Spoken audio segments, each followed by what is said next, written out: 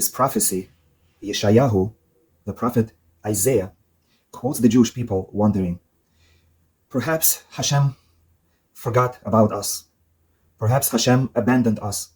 And Yeshaya says that Hashem will never forget you. God says, a mother may forget about her baby, but I will never forget the Jewish people. And the Talmud quotes this verse and says, a mother may forget her baby. That refers to Hashem forgetting the sin of the golden calf. But I, Hashem says, will never forget the Jewish people. I will always remember how they stood by Mount Sinai and accepted me as their king, and they accepted my Torah.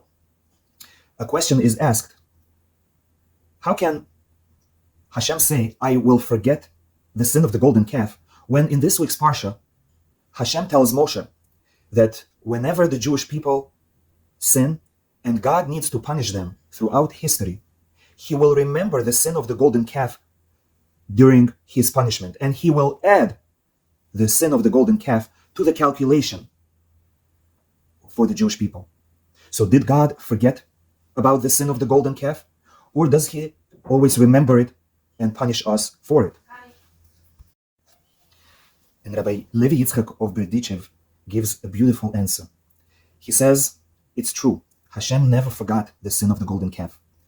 But how does he remember it? Whenever the Jewish people sin and Hashem judges them, he remembers that there was a time right after the giving of the Torah, the revelation of God himself, the Jewish people sank very low.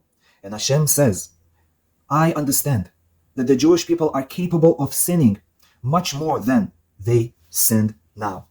Long in the future, the sins of the Jewish people will seem small in comparison to the sin of the golden calf.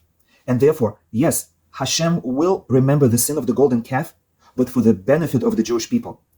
To take things in perspective and say, when they were a young nation, they sinned much worse than they're sinning now. Then they had great leaders.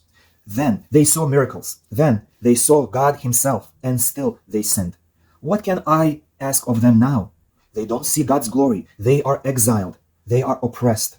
And therefore, remembering the sin of the golden calf will cause Hashem to remember the Jewish people for good, to remember for them the fact that they accepted the Torah on Mount Sinai, that despite their upbringing in Egypt among idol worshippers, they were brave enough to say, Na'aseh v'nishma, we will accept everything God says, and we will listen.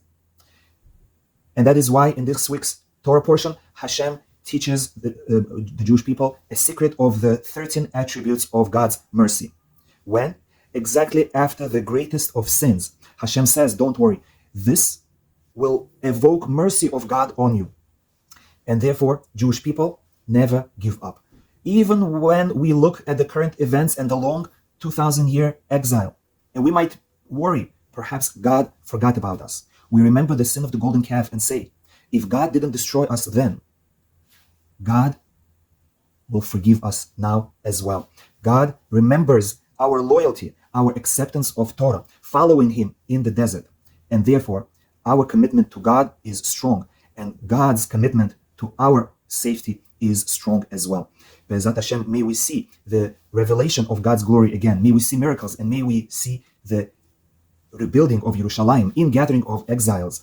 And may we have the merit to serve Hashem in the third temple speedily in our days. Shabbat Shalom u'mevorach.